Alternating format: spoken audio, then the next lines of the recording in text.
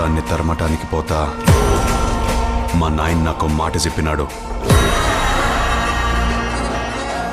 పుట్టేటప్పుడు ఊపిరుంటాదిరా, పేరుండదు.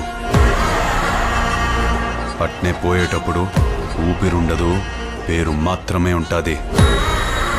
ఆ పేరెట్టా నిలబడాలంటే